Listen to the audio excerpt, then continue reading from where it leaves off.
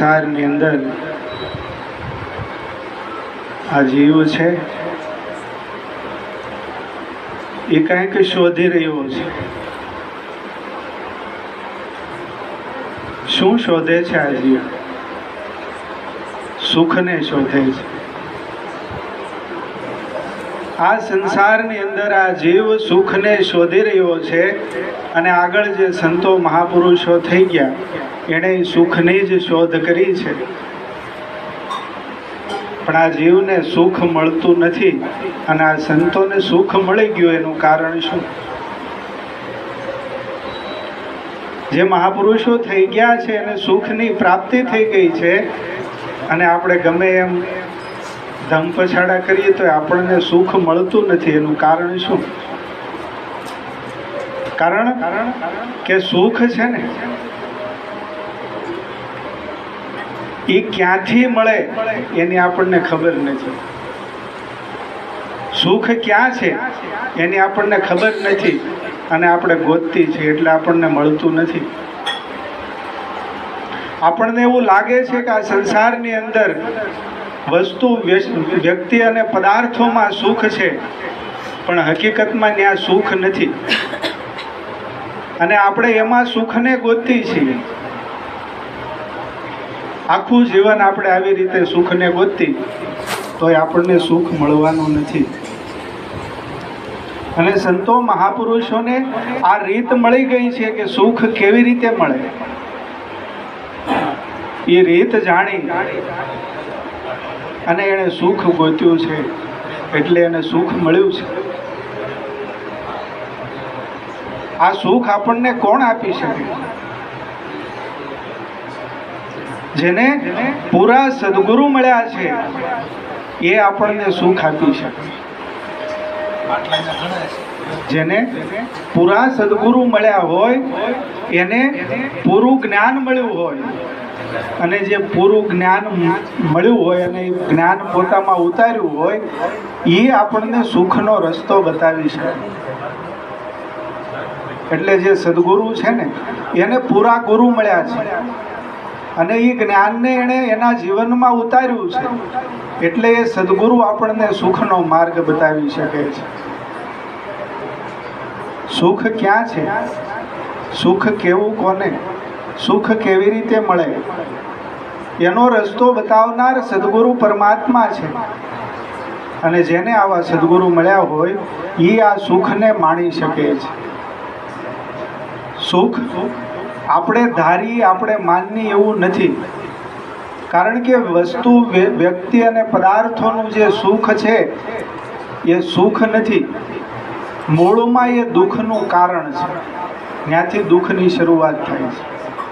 આપણે એ દુઃખના કારણને સુખ માની બેઠા છીએ એટલે એ અંતે દુઃખદાયી બને છે, અંતે આ દુઃખ આપનારું બને છે. તો સુખ કેવી રીતે મળે? જ્યારે ભોગતાનો ભાવ મટી જાય ને ત્યારે સુખ મળે. આ સંસારને ભોગવવાનો ભાવ જ્યારે મટી જાય ત્યારે સાચું સુખ મળે છે અને એ સુખ પરમ સુખ છે. આપણી કલ્પના બહારનું સુખ છે અને આવું સુખ જેને મળ્યું છે ને એ આ સંસારમાં સુખી છે. ધન દોલતથી સુખ નથી, એ જરૂર છે પણ એમાં સુખ નથી. પણ જો એને ભોગવવાનો ભાવ મટી જાય તો એ જ પૈસા સુખ આપે છે અને એ પૈસાને ભોગવવાનો જો ભાવ છે તો એ પૈસા દુઃખ આપે છે. જો ભોગવવાનો ભાવ નથી તો પૈસા ન હોય તો પણ સુખ છે અને એ ભોગવવાનો ભાવ હોય તો પૈસા ન હોય તો દુઃખ છે. એટલે દુઃખ છે એ ભોગવવાના ભાવમાં છે. ભોગતા ભાવમાં દુઃખ છે અને ત્યક્તા ભાવમાં સુખ છે. જેણે જેણે ત્યાગ કર્યો છે એ સુખી થયા છે અને જેણે જેણે ભોગવ્યું છે એ દુઃખી થયા છે. પણ આ સંસારની અંદર જો આપણે વિચાર કરીએ તો આમાં શું ભોગવ્યા વગર ચાલવાનું છે? આમાં શું ભોગવ્યા વગર ચાલવાનું છે? ખાધ્યા વગર હાલે? કપડાં પહેર્યા વગર હાલવાનું છે, ઘર બનાવ્યા વગર હાલવાનું છે, ઘરમાં રહ્યા વગર હાલવાનું છે. આ બધુંય ભોગવવી છે, પણ કાંઈક માર્ગ એવો શોધી લેવાનો છે. સદગુરુએ એવો માર્ગ બતાવ્યો છે, એમાં જાગૃત થવાનું છે. કૃષ્ણ ભગવાને પણ અર્જુનને આ જ માર્ગ બતાવ્યો હતો. તેન ત્યક્તેન ભુંજી થાય, એનો ત્યાગ કરીને પછી ભોગવ્યો તો તને કોઈ બંધન નથી. એનો ત્યાગ કરીને પછી ભોગવ્યો તો બંધન નથી. ત્યાગ કર્યા વગરનું ભોગવવી એમાં બંધન છે. અને એટલે ઘણા પંડિતો, શાસ્ત્રોના જાણકાર જે માણસો હોય ને, એ લોકો જમવા બેહે ને એટલે બટકું બાજુ મૂકી ત્યાગ કરે, કારણ કે એમાં લખ્યું છે ત્યાગ કરીને ભોગવવાનું, એટલે એવી રીતે ત્યાગ કરે છે. પણ આ વિધાન છે, આમાંથી સુખ નથી, સમજણ નથી. ત્યાગ કેવી રીતે કરવાનો છે એની સમજણ હોય તો એ રોટલાનું બટકું અલગ મૂકવાની જરૂર નથી, કારણ કે આખે આખો રોટલો અલગ થઈ જાય. આપણે એક બટકું મૂકીને 10 ખાવા તો એ 10 તો ખાધા ને, પણ આખો રોટલો ખવાઈ જાય અને નથી ખાધું એમ કહેવાય જાય. આવી રીત સદગુરુ બતાવે છે. અને જેણે જેણે આ રીત જાણી છે એણે ત્યાગ કરીને ભોગવ્યું છે. ત્યાગ વસ્તુ, વ્યક્તિ કે પદાર્થનો કરવાનો નથી, ત્યાગ મનથી કરવાનો છે. જો મનથી ત્યાગ થઈ જાય, મનથી ભોગવવાનો ભાવ મટી જાય, એ જ સાચો ત્યાગ છે. અને આવો ત્યાગ કર્યા પછી સહજ ભાવે જે છે એનો સ્વીકાર, આ ભોગવ્યું છે. કર્તાનો ભાવ મટી ગયો અને પછી જે કર્યું છે એ કર્મનું કોઈ બંધન નથી. જે કર્મમાં કર્તાનો ભાવ છે એ કર્મનું બંધન છે. અને કર્તા ભાવ રહિત જે કાર્ય કર્યું છે એનું કોઈ બંધન નથી. અને ગુરુ મહારાજે જે જ્ઞાન આપ્યું છે એ જ્ઞાન કંઈક આવું જ્ઞાન આપ્યું છે કે બધું જ સંસારમાં છે એ જ પ્રમાણે રહેવાનું છે. આપણે સંસારમાં છીએ એ જ પ્રમાણે આપણે રહેવાનું છે. આપણે બધું જ કરવાનું છે. આપણે લગ્નમાંય જવાનું છે, આપણે દાડામાંય જવાનું છે, આપણે હારા કામે જવાનું છે, આપણે મોડા કામે જવાનું છે, આપણે મંદિરે જવાનું છે, આપણે ભજન સત્સંગમાં જવાનું છે. જવાની ગુરુ મહારાજે કોઈ ક્યાંય ના પાડી નથી. આપણે જે કરીએ છીએ બધું જ કરવાનું છે, પણ કરતા હોવા છતાં હું કરું છું એ ભાવને છોડી દેવાનો છે. આ જ્ઞાન, આ સાર કાઢીને આપણને આપે છે. ગુરુ મહારાજે જે જ્ઞાન આપ્યું છે એનો સાર આ છે કે જે સંસાર છે એ સંસારમાં રહેવા છતાં સંસારથી મુક્ત રહી અને તારું જીવન જો તું જીવી ગયો તો તારામાં સદગુરુ પ્રગટ થયા એવું જાણવું. અને આ સંસારમાં રહી સંસારના વિષયોમાં લિપ્ત થઈ અને તું જીવો તો કદાચ ગમે એટલા ગુરુના પગ ધોઈને પાણી પી જા, ગમે એટલી ગુરુની વાતો કરી લે, એનાથી મોક્ષ થવાય એવું નથી. એટલે આ સાર સમજી અને આ જ્ઞાનને જીવનમાં ઉતારવાનું છે. અને જેણે આ જ્ઞાનને આવી રીતે જીવનમાં ઉતાર્યું છે એણે સાચી મોજ માણી છે, એણે ખરો આનંદ માણ્યો છે, એણે પોતાના મૂળ સ્વરૂપના દર્શન કર્યા છે અને એણે પોતાના પરમ સુખની પ્રાપ્તિ કરી છે. એણે પોતાના નિજ સ્વરૂપની જાગૃતિ કરી છે અને પોતાના ઘરે જઈ અને સ્થિત થયા છે. કારણ કે આ ઘર છે ને, આ તો ભાડાનું ઘર છે, ભાડાનું મકાન છે. પણ સદગુરુ છે ને એ તો અમરાપુરના વાસી છે. અમરધામ એનું ઠેકાણું છે. આપણે અહીંયા આજુબાજુમાં નવું પ્લોટિંગ રોજ થાય. આપણે ભાડે રહેતા હોય તો એમય થાય કે આપણે એકાદો પ્લોટ કે એકાદો ફ્લેટ ઘરનો લઈ લઈએ અને ઘરનો થઈ જાય, પણ ઘરનો થઈ ગયો હોવા છતાં એ આપણો રહેતો નથી.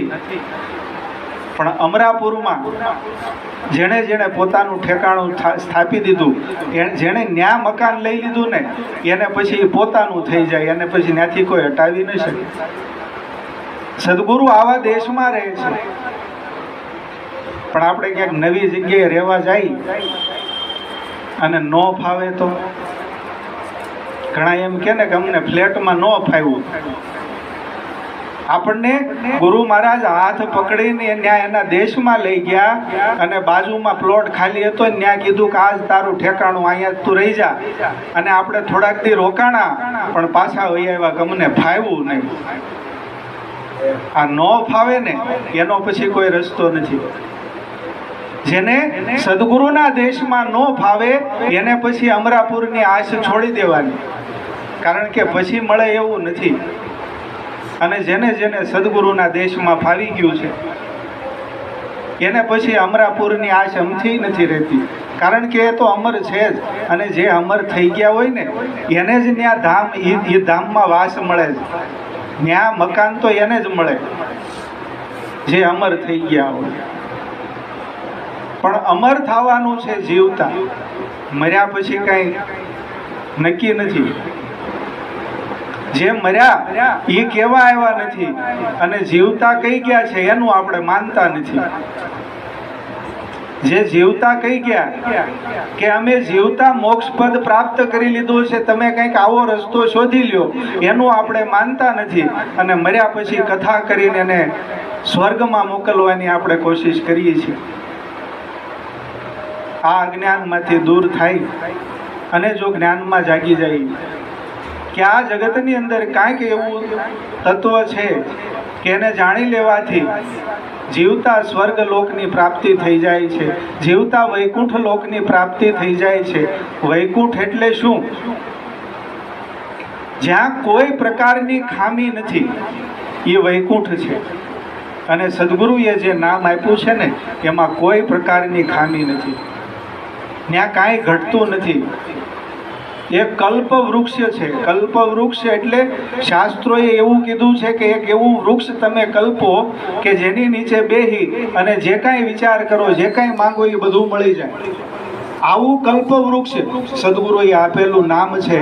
અને એ નામને જો પરિપૂર્ણ રીતે જાણ્યું હોય તો એ નામના આધારે જો બેહી જાય તો જે માંગે ને એ બધું મળી જાય. પછી કાંઈ ઘટે નહીં, કાંઈ ઓછું ન રહે. એવું નામ સદગુરુએ આપ્યું છે. આ નામથી અમરાપુરમાં જવાય છે. નામ લિયા એણે સબ કુછ લિયા, સબ શાસ્ત્રન કા ભેદ, બિના નામ નર નરકે ગયા, પઢ ચારો વેદ. આવું નામ જેણે જાણી લીધું છે એણે બધાય શાસ્ત્રોનો, ચારેય વેદનો સાર જાણી લીધો છે. પણ જો આ એક નામ નથી જાણ્યું તો કદાચ ગમે એટલું વાંચી લે ને તોય તેને મેળ પડે એવું નથી. એટલે એવું કંઈક જાણવા જેવું છે અને એ જાણી લઈ તો કામ બની જાય એવું છે. ગુરુ મહારાજે જે જ્ઞાન આપ્યું છે એ જ્ઞાન કેવું છે? એ જ્ઞાન કેવું છે? 4 યુગનું જ્ઞાન છે. 4 યુગનું જ્ઞાન આપ્યું છે.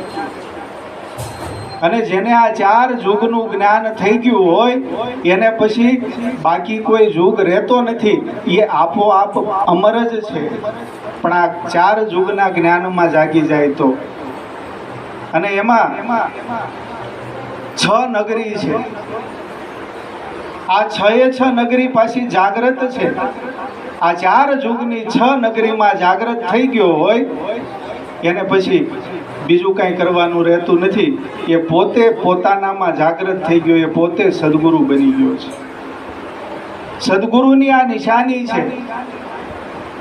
આ 4 યુગની 6 નગરીમાં જાગૃત થયો છે. એમાં પહેલી નગરી કઈ છે? પહેલી નગરી માન નગરી કહેવાય. ગુરુ મહારાજે આપણને જે સમજાવ્યું છે ને એ જ વાતું છે, આ બહારની નથી. પણ જેને પૂરા સદગુરુ મળ્યા હોય એ આ એક એક વાતને સમજી શકે. અને જેને નથી મળ્યા ને એને કંઈક આવું ગોતવાનું છે. પહેલી નગરી કઈ છે? માન નગરી છે. માન નગરી એટલે ગુરુ મહારાજે જે વિધાન કર્યું, શાસ્ત્રોએ જેને 6 રીપુ કીધા છે, કામ, ક્રોધ, લોભ, મોહ, મદ અને ઈર્ષ્યા. આમાં જે માન છે ને એ અહંકાર છે, મદ છે. આ નગરીમાં આપણે જીવતા હતા, અહંકારમાં જીવતા હતા. અને સદગુરુએ આ નગરીને જાગૃત કરી. એમાં 5 વીરા અને 1 બેન, 5 ભાઈ અને 1 બેન છે. કયા? કામ, ક્રોધ, લોભ, મોહ અને મદ, આ 5 ભાઈ છે અને ઈર્ષ્યા બેન છે. આ 5 ભાઈ અને 1 બેન, આ 6 ભાંડોળા છે. એમાં સજની 5 પનોતી કાઢે, જે શાસ્ત્રોના નિષેધ છે. દારૂ, ચોરી, જુગાર, માંસાહાર અને વ્યભિચાર આ પનોતી છે. આ જેના જીવનમાં, જેના ઘરમાં હોય એની કોઈ દિવસ ઉન્નતિ ન થાય. આ પનોતી છે અને આ સદગુરુ પનોતીને કાઢે છે. પનોતી નીકળી જાય ને એટલે ઉન્નતિ થાય જ. પનોતી નીકળે એટલે ઉન્નતિ થાય જ. સદગુરુએ આ પનોતીને કાઢી એટલે ઉન્નતિ આપોઆપ થાય જ. બીજી નગરી કાર્ય નગરી કહેવાય. બીજી નગરી જે છે એ કાર્ય નગરી છે. ગુરુ મહારાજે એમ કીધું હતું કે તમે ગુણ કાર્યથી જોયું, ગુણ કાર્યથી જોઈજો એવું કીધું હતું. ગુણ કાર્યથી જોઈએ તો શું થાય? બધું એક હરખું થઈ જાય, નાનું મોટું મટી જાય.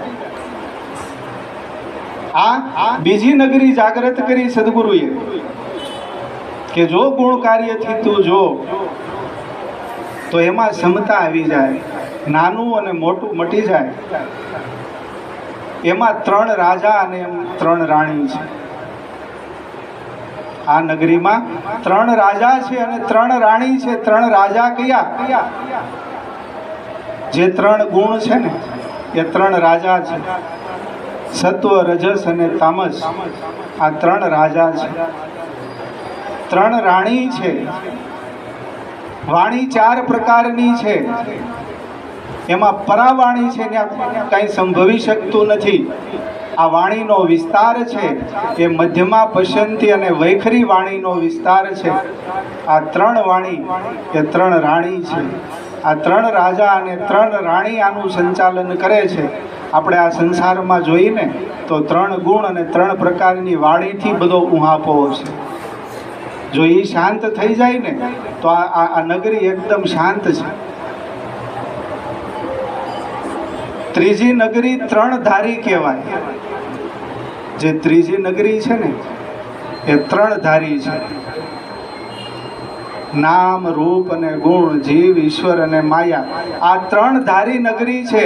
જ્યારે સદગુરુએ આ ત્રિકુટીનું જ્ઞાન આપ્યું, એ 3 ધારી નગરીને જાગૃત કરી. નામ, રૂપ, ગુણ, જીવ, ઈશ્વર અને માયા, આ વસ્તુ જ્યારે આ જીવ સમજે છે ત્યારે એના ત્રિકુટીના તાળા ખુલી જાય છે. આગળ સંતો એમ કહી ગયા છે કે જીવની જાત જાણી લેજો. જીવ શું છે એ સદગુરુએ સમજાવ્યું.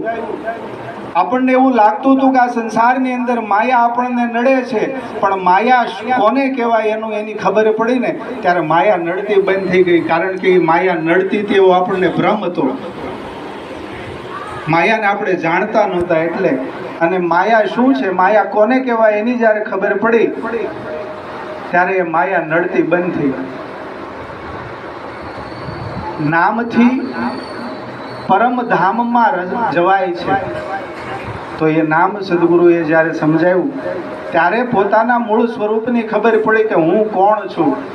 અને હું કોણ છું એવું જ્યારે જાણ્યું ને ત્યારે આ જીવને ખબર પડી કે હું જેને હું માનતો તો એ તો હું હતો જ નહીં, અને હું જેવો હતો એવો હું માનતો નહોતો. મૂળ અર્થમાં હું જે છું એની ખબર જ્યારે સદગુરુ ત્રિકુટીના તાળા ખોલે ને ત્યારે પડે છે. એમાં સજની જન્મ મરણ મટી જાય. ગુરુ મહારાજે જ્યારે નામ નક્કી કરાવ્યું ત્યારે એને જન્મ મરણ રહ્યું. જે જન્મતું હતું, જે મરતું હતું, એ નામ નહોતું એવું નક્કી થઈ ગયું. એ નામ નક્કી કરાવ્યું કે જે આપણે જન્મ્યા એ પહેલાંય હતું અને આપણે મરી જઈએ તો એ નામ રહેવાનું છે. નામ છે એ જન્મવું નહોતું, નામ છે એ મરવાનું નથી, એવું જ્યારે નક્કી થયું ત્યારે આ ત્રિકુટીના ત્રણેય ધારની જે નગરી છે ને એ જાગૃત થઈ ગઈ. ચોથી નગરી ગાય નગરી કહેવાય. ગાય નગરી એટલે શું? ગાય નગરી કોને કહેવાય? ગુરુ મહારાજે આપણને જે જ્ઞાન આપ્યું એ જ જ્ઞાનની આ વાત છે, અડધે ભૂગ્યા. એટલે હવે આપણને ખબર પડવી જોઈએ કે હવે આ ગાય નગરી કોને કહેવાય.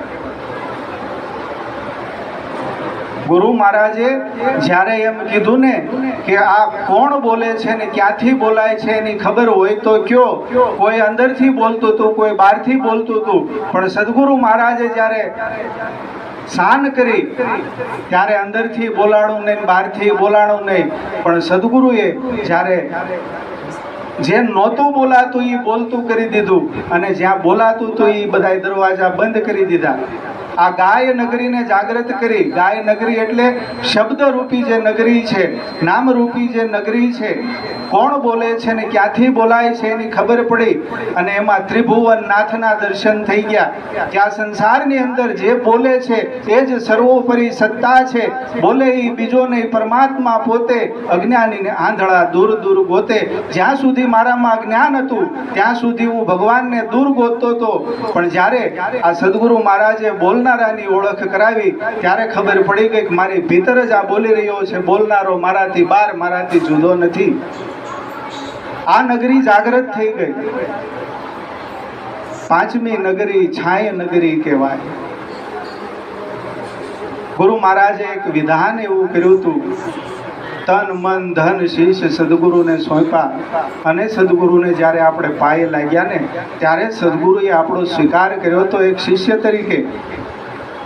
પણ ગુરુ મહારાજે બધું જ્ઞાન આપી અને પછી પાછું તન મન ધન શિષ્યને પાછું આપ્યું. એ સદગુરુની છાયા થઈ ગઈ. કારણ કે આપણું નહોતું રહ્યું, એ ગુરુ મહારાજનું થઈ ગયું હતું. એટલે ગુરુ મહારાજની છાયા થઈ ગઈ. આ છાયા નગરી જાગૃત થઈ ગઈ. એ છાય નગરી જાગૃત ક્યારે થઈ કહેવાય? જ્યારે સદગુરુએ આપેલી ચાર સેવા દ્રઢ નિશ્ચયથી કરે ત્યારે આ છાય નગરી જાગૃત થઈ જાય. એમાં સજની જેમનું તેમ થાય. જેમ હતું એમનેમ થઈ ગયું ને, કાંઈ લીધું નહીં, કાંઈ દીધું નહીં, પણ જે દેવાનું હતું એ દેવાઈ ગયું, લેવાનું હતું એ લેવાઈ ગયું, અને અંતે પાછું એમનું એમ થઈ ગયું. જેમ હતું એમનેમ થઈ ગયું. સેજ રતિવારે ફેર ન પડ્યો અને જ્ઞાન મળી ગયું. આવું આ જે વિધાન છે એ છાય નગરી છે અને એ જાગૃત થઈ. એમાં સજની ગુરુ શિષ્ય કહેવાય. ગુરુ મહારાજે શું કીધું? આ શિષ્ય કોનું? ગુરુ અને શિષ્ય. આ ગુરુ શિષ્યની એકતા થઈ. આ ગુરુ અને શિષ્ય પછી જુદા રહ્યા નહીં, એક થઈ ગયા. છઠ્ઠી નગરી કોટ નગરી કહેવાય. કોટ એટલે બાંધી લે. એમ ગુરુ મહારાજે બધું આપીને પાછા બાંધી દીધા. એમાં સજની નિરાંતના તાળા લગે. કારણ કે એ સદગુરુની મર્યાદા છે. જો સદગુરુની મર્યાદા ન રહે તો આ જ્ઞાન મર્યાદા રહિત થઈ જાય. એ કોઈ વ્યક્તિ વિશેષની મર્યાદા નથી, એ સદગુરુની મર્યાદા છે. અને એ સદગુરુની મર્યાદા રાખી અને પાછો કોટ બંધ થઈ જાય છે. આ ભેદ જે છે ને એ સદગુરુ વિના સમજાય એવો નથી. આ ભેદ જેને સદગુરુ મળ્યા હોય એને સમજાય. અને આ ભેદ જેને મળ્યો છે ને એવા આપણા લાલજી મહારાજના ગુરુભાઈ બટુકરામ મહારાજ, ધીણોજવાળા લાલજી મહારાજના શિષ્ય એવું કહે છે